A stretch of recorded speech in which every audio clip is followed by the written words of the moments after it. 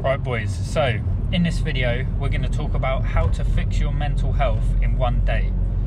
Now, if you've got good mental health, you can use all of these habits to make sure it stays that way. But if you've got poor mental health, depression, anxiety, you can use these things, and these are all going to be habits that you can implement. But what I've found is it's all in your head. That's the nature of the problem. It's a mental health problem, so it's in your head. So you can literally use your mind to solve this. So it is a decision. It's a wavelength, it's a frequency. It's like tuning in the radio. If you tune the radio to one radio station, classic FM, you're going to get classical music. If you turn the dial and tune into a rock radio station, you're going to get rock music. So you've just tuned into the wrong radio station. So it is a choice. It's a mental health decision essentially. But that's easier said than done. To just say, oh, tune into a different radio station, it's not very good advice. So what I've found is, if you implement certain habits, they're going to get you into that other frequency. And sometimes you can't solve the problem at the level it was created. So if it's a mind problem, you can't solve it at the same level. It's like putting two positives of a magnet together, they just repel. Two positives don't make a... No, wait, I don't know where I was going with that. But you can't solve the problem at the level that it was created. So you come down into the body. So it's a mind problem, and we're going to come down into the body and solve it that way. And when we implement these habits, it fixes the mind. And then you are tapped into that other frequency. You are tuned into that better radio station. And just to give you an example, a friend of mine was very depressed, and he was... Has the car just gone into limp mode? Yeah. He was very depressed, and he was at the point where his doctor was going to prescribe him antidepressants, and the doctor actively said, don't do what me and my friend were telling him to do. Anyway, he listened to us over his doctor, which this is not medical advice, do your own research. But the doctor was going to prescribe antidepressants. Instead, he followed a lot of what I'm about to tell you now. And within 1 week, he was absolutely fine and felt no need to take antidepressants. And I've had multiple friends that I've offered this advice to, including myself. This is why I know this stuff, because I was severely depressed, really quite bad. And I never liked the idea of taking antidepressants. It didn't seem like it solved the problem for me. Again, this is not medical advice, and always sort of implement things at your own discretion. But that being said, this is the protocol. And it's as quick as a 1 day fix. It just took my friend a week, because it kind of... you're attached to your own mental health and your own mental state, so it takes a while for you to get used to. If you've been listening to classical music your whole life, it's going to take a while for you to get used to the rock music or whatever thing you tune into. Probably the other way around. If you're used to listening to rock, classical is going to sound uninteresting and weird. But right, so this is the strategy. All of these are good habits that are going to improve your health anyway, and any health benefit is going to translate to mental health. So you need to prioritize sleep. If you're not sleeping, this is going to impact everything. All mental health, your brain literally rewires itself when you're asleep. So you want to get 8 hours of sleep a night. Now, if you can't sleep, this might become a stress. You might stress out, oh, I can't sleep. All you have to do is get 8 hours of sleep opportunity. So that means you get into bed at a set time, and you lay there without your phone, without music, without watching the TV for 8 hours, and then you get out of bed 8 hours later. Now, you could not sleep at all during that time, but 8 hours of rest, so that's non-sleep deep rest, is going to be beneficial. And the key is, don't use your phone. So during this whole protocol, you want to not have social media or any kind of screen time that's unnecessary, because that's going to mess up the dopamine balance in your brain. So the first step is 8 hours of sleep opportunity, and this is something you should be getting anyway. Then you wake up, and the first thing you do is hydrate. So you want to implement good hydration you need 2.4 litres of water a day. So I just get 3 800ml bottles, and then once you've drunk those 3, that's your hydration for the day, so you're well hydrated. And then meditation is your next step. Now, I like do nothing meditation, and it is what it sounds like. You do nothing. You try not to have thoughts, and when the thoughts come in, you come back to the present moment. Either anchor yourself with your breath, or the sound of the birds outside, or the silence that's surrounding you. But it's meditation, 20 minutes a day. Deep journal and write down anything that's on your mind, any thoughts, feelings, and then follow it up with gratitude journaling. So write down 5 things every day that you're grateful for, because if you're grateful for them, that's probably going to be what you're going to aim for in the future. So if you're grateful for your family, and depression is like a lack of gratitude, because all you see is the negative, so you're going to start reframing your brain by looking for the things you're grateful for. And the gratitude practice is an active way of tuning into that better radio station. So that's gratitude journaling. Then you're going to want to spend some time in nature, and this is what we're doing now. So getting natural sunlight in the eyes, time in nature, whether that's a forest or the sea, and barefoot on the ground. So negative charge dissipates out of your body when you're barefoot on the ground. So we're about to do a sea swim and barefoot, so we're getting the grounding aspect. Spend time with friends or positive people, and you can do this while you're spending time in nature. And then afterwards we're doing the sauna, so we've got the cold exposure. Oh no, I didn't mention that. So spending time with friends, so you're around people on a higher frequency. If you're spending time with friends that are depressed, that's probably not going to help. Then you've got cold water exposure. Often depression is caused by being too comfortable, so you need to get out of your comfort zone. Don't scroll on social media, because that's firing dopamine in the brain. Don't eat that nice food. Get cold, whether that's a cold shower or a sea swim.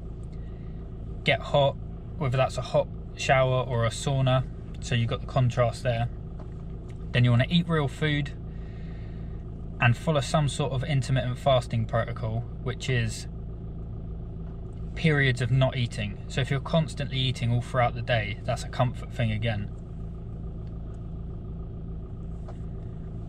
Then do some form of meaningful work or help of others. So be of service to others, even if it's just sending a text and saying, I'm really grateful that you came for that dog walk with me the other day. Just do something, because depression is a very selfish, inward facing problem.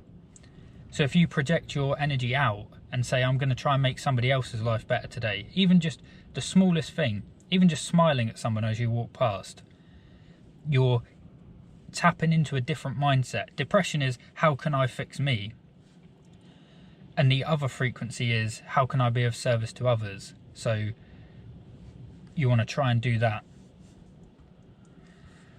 And then back to sleep again. So that's a full day.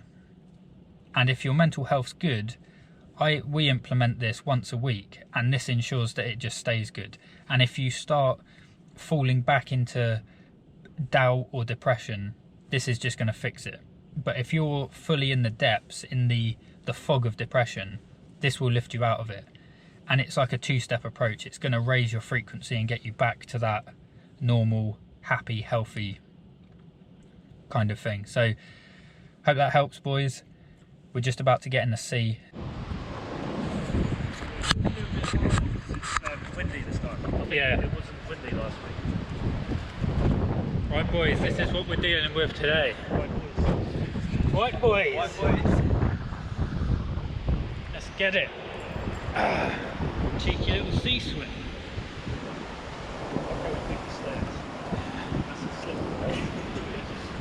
I almost tripped down that last time.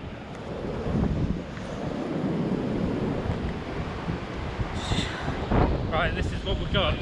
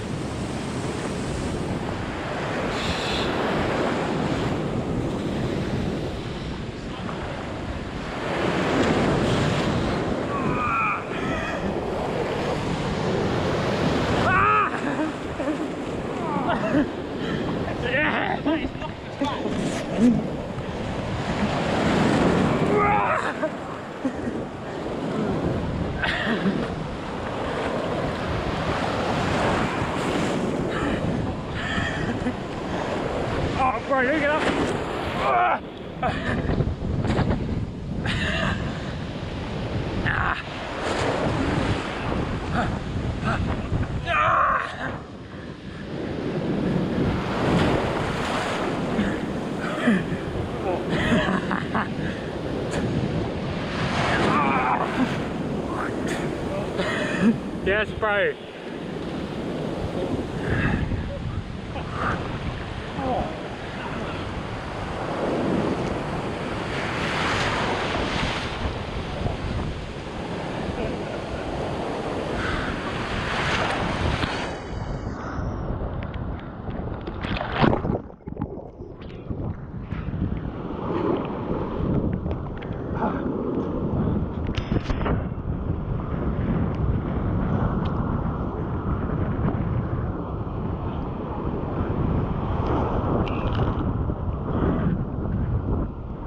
Yeah, bruv.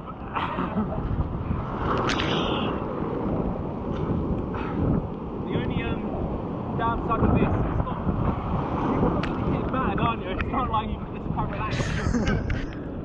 I like the energy of this. Yeah.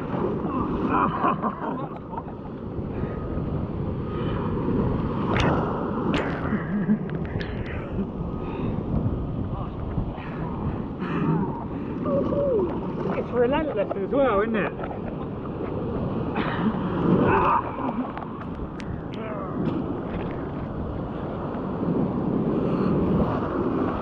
Oh, some of these are proper.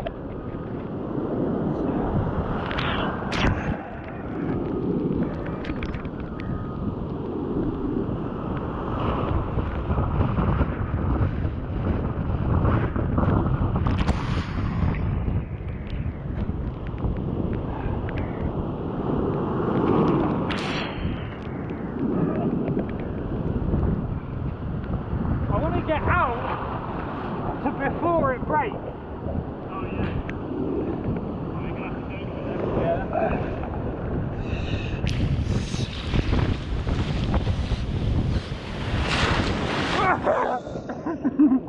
And then we can ride them back.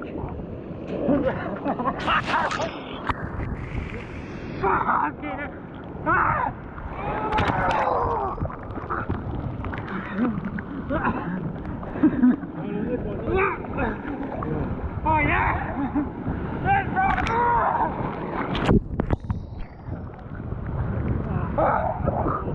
Come on!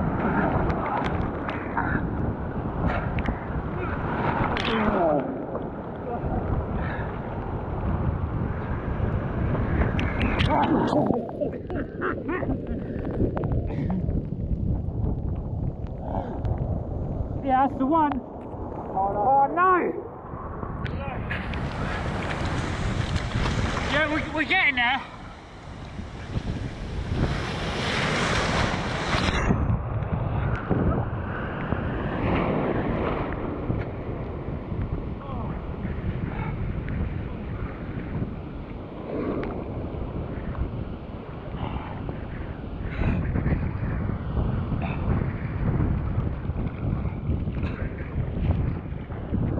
Oh, it's calm. Might catch them up as well. Oh yeah, we've done it, boys. We made it. Too scared off the waves. We're too powerful. Yes.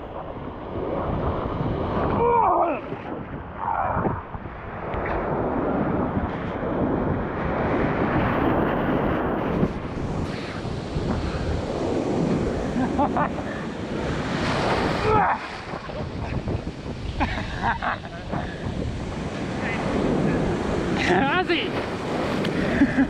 Oh, he's done. Oh, bravery.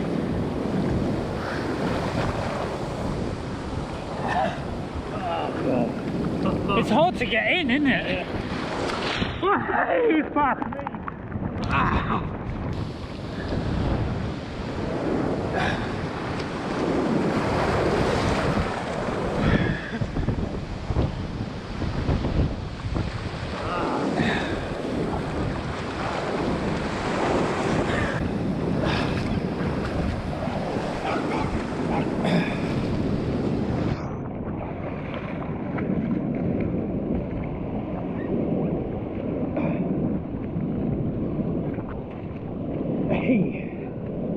Yoda.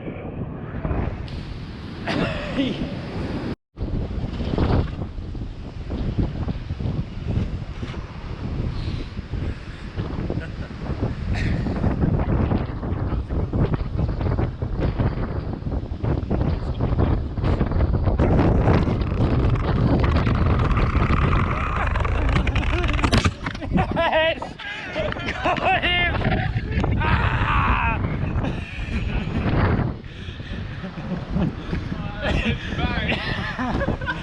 You was forward rooting for me, weren't you? You was like, is he gonna get it? Shit. Oh. It's started, boys. The seep has started.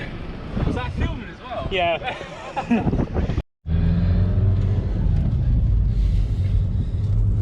Right, gents, I think you know the score by now. You do a sea swim. I like how you said gents this time. Yeah, we got boys. we got the tranquility. So my mate just said something interesting. The waves, as you probably saw, were really strong and we were getting battered. So it's the complete opposite of tranquility. It's like chaotic. The moment we got out, we felt a sense of calm that you don't normally get, and that's because of the contrast. So if you're depressed, you're in that, there's no contrast. So when you allow yourself, if you're too comfortable, you don't know what hard feels like, but when you go in the sea, you get battered, you come out and it feels tranquil. But before we went in, we were just kind of like normal.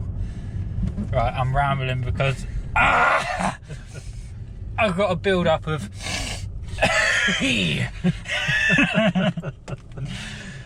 so yeah, you get energy from Mother Nature, from the grounding of the earth, cold water, battered by the waves. Anyway, that ain't going in the video. Can't use any of that. Definitely put that in the video. It's got to, innit? That's good.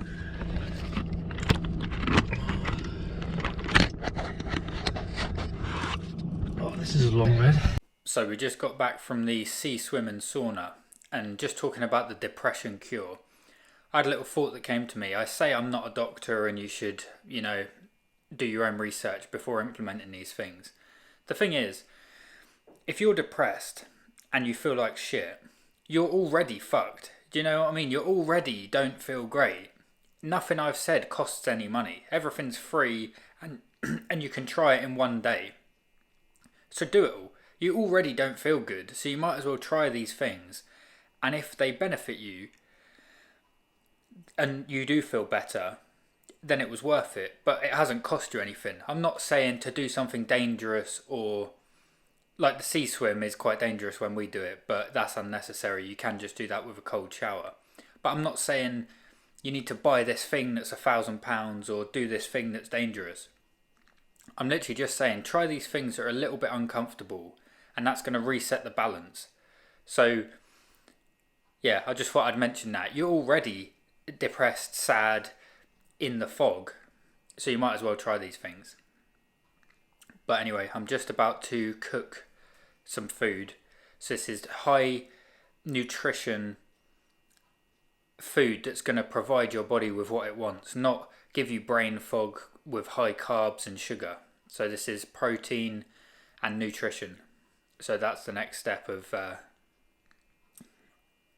food has a lot to do with depression, to be fair. Your gut has neurons in it and they talk to your brain. So if your gut's disrupted, that's going to give you mental health issues anyway. So right, gents, so that pretty much wraps up the Friday routine. So I find doing this stack of good habits once a week, and it's often more than once a week because we've got like a bit of a Sunday routine as well, which involves going to the gym, having breakfast and going to Core Abbey Monastery. So we've kind of got it punctuating throughout the week.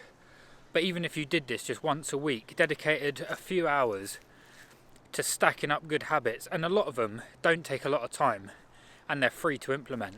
But I just find stacking these up kind of keeps the wolf from the door, if you like. It keeps you on a level, like level-headed, good mood, good energy for the week. So our Friday routine today, you've seen it, I've gone through the list. Good night's sleep, meditate, deep journal, cold shower, eat good food, so cold water exposure in the form of going in the sea today, sauna, time with friends and positive people. Dave in the sauna is an absolute legend and he's very positive, so just spending time around him lifts you up a little bit. And it comes down to discomfort. So a lot of these things, like dopamine fasting, so not scrolling on social media, or not eating palatable food like sugar and energy drinks and things like that, they're uncomfortable. So you feel like, I'm depressed, I need to comfort myself back to wellness. And it's actually the opposite. You need to discomfort yourself back to wellness. And me and my friend kind of realised, if your life's easy physically, it will be hard mentally. And if it's hard mentally, I'll try that again. And if it's hard physically, it will be easy mentally. So a lot of our jobs are less physical. We can sit in air-conditioned, temperature-controlled rooms. We drive our cars, we don't have to get caught out in the rain. Like certain things, you can avoid the discomfort of life. Normally you would get hot and cold, you'd get caught out in the rain, you would have to walk for miles instead of catching the bus or jumping in the car. So life has become a lot more comfortable, and I think that's where a lot of the problem lies. So you've comforted yourself into depression, and the way you get out of it is to make life hard for yourself. So when you would normally eat snacks every hour or so, you do intermittent fasting. You don't eat for hours at a time. So when my friend was implementing this, I think he either fasted for 48 hours or he just did one meal a day. So that's a 24-hour fast. So you're probably thinking, well, I'm depressed, I don't want to do that. And that's why you're depressed. So I don't know your specific situation. It might have been a traumatic event, and everybody's different. So I don't want to just tar everyone with the same brush, but in my experience, this is how I lifted depression and how I've helped other people do the same. So if you disagree, that's absolutely fine, but give it a go. You've got nothing to lose. So yeah, hope this helps. We're just out in nature again. We've got a bit of sun today as well, which is nice. So sunlight in the eyes, time in nature, they're all things that are going to help improve your mood and improve your mental health. Now you can ask yourself the question, if you are depressed and you have been for a long time, just ask yourself, do I do these habits that he's talking about on a regular basis? So when was the last time that I consciously went outside and did get sunlight in my eyes and kind of appreciated the sun? Or when did I go in nature? And the thing is, when you're depressed, you're very much stuck in your own head. So when you go out in nature, try and be present. So I can be here and have the fog of depression kind of create a veil over my eyes, and I'm walking, I'm in the sun, and I'm not present. Whereas if I'm out here and I really think, right, just for a minute, turn your brain off. These depressive thoughts, these anxious feelings, they aren't real. It's a story in your head, and it's very convincing because it's your head and it's your story. So it seems like the truth, but you can't always trust your own thoughts. They are not always correct. And the reason you know that is because you can't predict the future. Otherwise you would just pick what lottery ticket numbers are going to come up next week. You can't predict the future. So when your brain is going, oh, I'm scared to do that job interview because I'm going to fail, you don't know. You can't predict the future. If you did, everything would be different anyway. You could invest in something that you know is going to do well. Do you know what I mean? And you'd be a millionaire, and not saying that's going to solve all your problems, but you know, if money's a stressor, it would solve that one. So a lot of what you think in your head isn't even real, because it's just an idea you've come up with the information you've got. And if you've been wrong in the past, you know that that's That's how it works. Otherwise you would never ever be wrong. So if you can be wrong about any random thing, you can be wrong about the stories you're telling yourself in your head.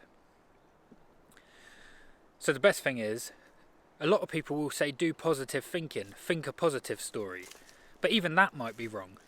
So you might think depression is kind of like a hopelessness that you don't see any end to. It's like, my life's bad and it's going to be that way forever, so I might as well just give up.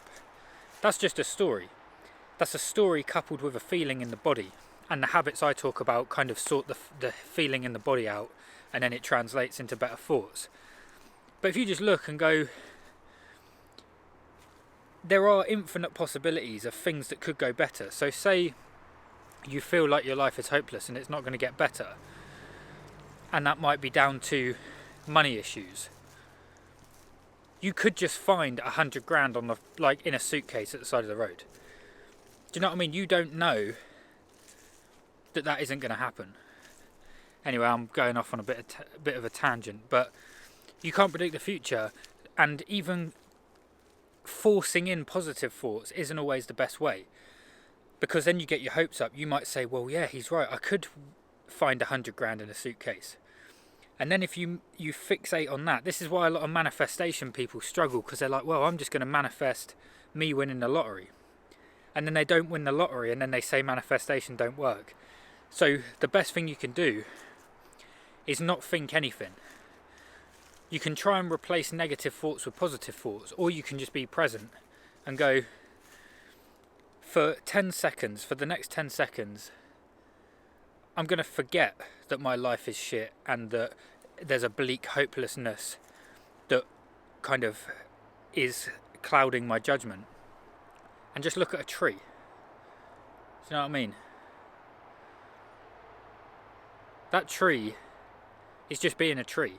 It's not worrying about, like, I always, when I come out here, there are some trees that have had like limbs cut off, or the tree has been battered by the stormy weather. I'll try and find one, and the limb will be like fully broken, and that's probably the equivalent of you like losing a leg or something.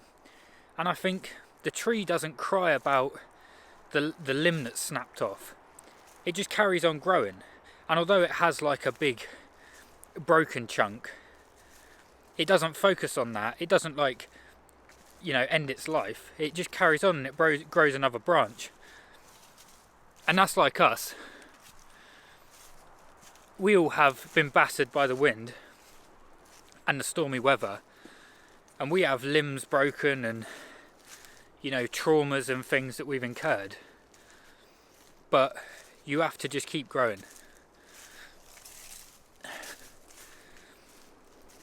And don't get attached, don't identify with the broken limb. Like if the tree focused all its energy, like this for example.